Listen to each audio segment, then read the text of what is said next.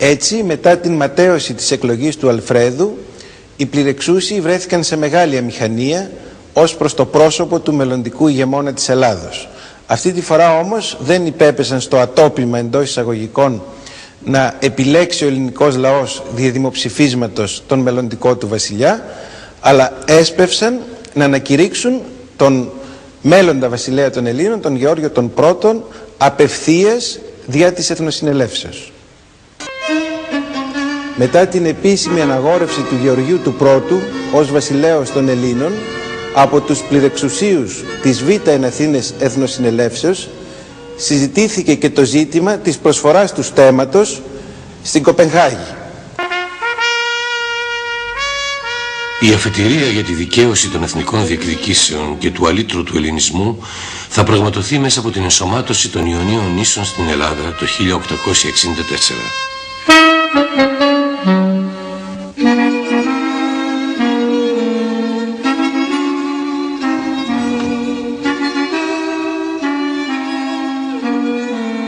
Η πολιτική διείσδυση της Δύσης στην Ανατολή άρχισε περί τον 10ο-11ο αιώνα.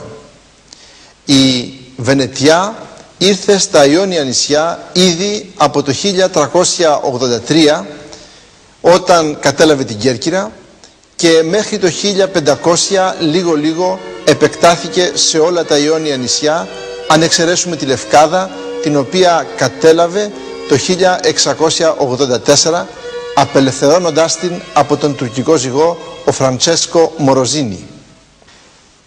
Το ολιγαρχικό πολίτευμα της γαλλινότατης δημοκρατίας της Βενετίας, όπως ήταν ο επίσημος τίτλος της Σερενίσιμα Ρεπούμπλικα ντι Βενέτσια της εποχής εκείνης, κατέλυσε ο Ναπολέον το 1797 και οι δημοκρατικοί Γάλλοι, αργότερα δε οι αυτοκρατορικοί Γάλλοι, ήρθαν στα Επτάνησα.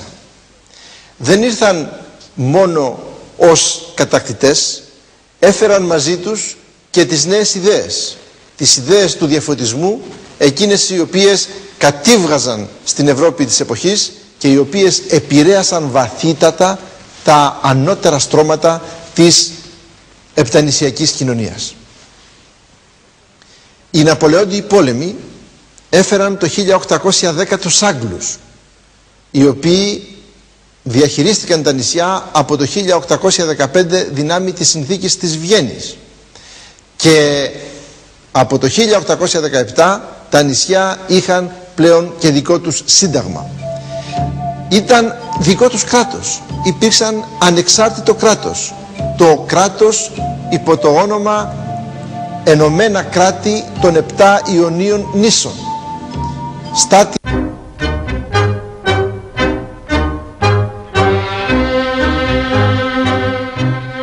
Ο Χαρίλαος Τρικούπης παρέλαβε μια χώρα χωρίς στοιχειώδεις υποδομές. Ξεκίνησε ένα τεράστιο πρόγραμμα μεγάλων έργων ώστε να αναπτυχθεί η οικονομία και να έρθουν ξένες επενδύσεις. Οργανώνει ταχυδρομική και τηλεγραφική υπηρεσία, ενώ δημιουργεί το πρώτο τηλεπικοινωνιακό δίκτυο. Ο Τρικούπης, πρέπει να καταλάβουμε ότι ήταν ένας άνθρωπος πράγματι που ονειρεύτηκε μια όμορφη Ελλάδα. Ο Τρικούπης ήταν οπαδός των επενδύσεων ανεφορίων, δηλαδή χωρίς αρκεί να έρθει το χρήμα. Τα βασικά έργα τα οποία έγιναν τότε είναι η δημιουργία του σιδηροδρομικού δικτύου, το οποίο πάνω κάτω υπάρχει και στην Ελλάδα, υπάρχει ακόμα αυτή τη στιγμή, τουλάχιστον μέχρι Θεσσαλία. Η διάνοιξη του Ιστιμίου της Κορίνθου, έργα οδοποιίες,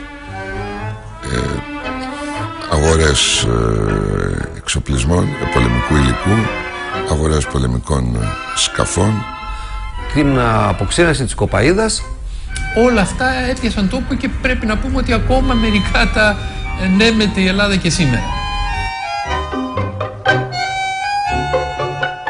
Το σημερινό σιδηροδρομικό δίκτυο είναι περίπου το ίδιο με εκείνο που δημιούργησε ο Τρικούπης.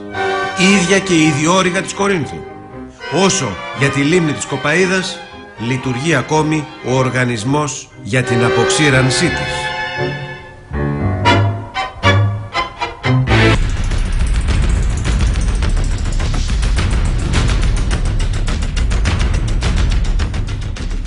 Η τρύπα στο κρατικό ταμείο είναι πλέον εκτός ελέγχου.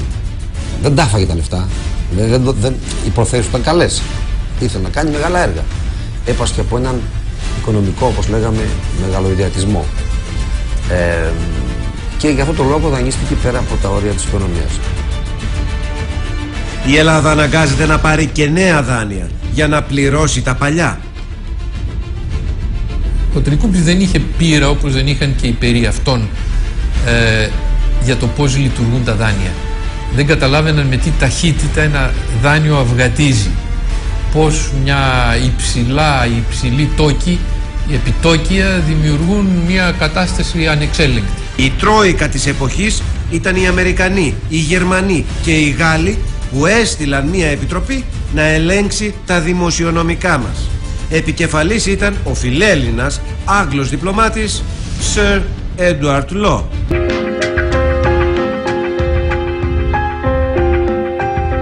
Δεκέμβριος 1893. Ο Τρικούπης φτάνει στη Βουλή για να ανακοινώσει τα τρομερά νέα που θα επηρέαζαν άμεσα τη ζωή χιλιάδων δημοσίων υπαλλήλων. Στη Βουλή δήλωσε ο Τρικούπης ότι δεν μπορούμε να συνεχίσουμε να πληρώνουμε τα τοκοχρεωλήσια των δανείων μας. Άρα το ελληνικό κράτος δεν μπορεί να δανείζεται πλέον. Άρα το ελληνικό κράτος σταματάει να πληρώνει και τους δημοσίους υπαλλήλους του.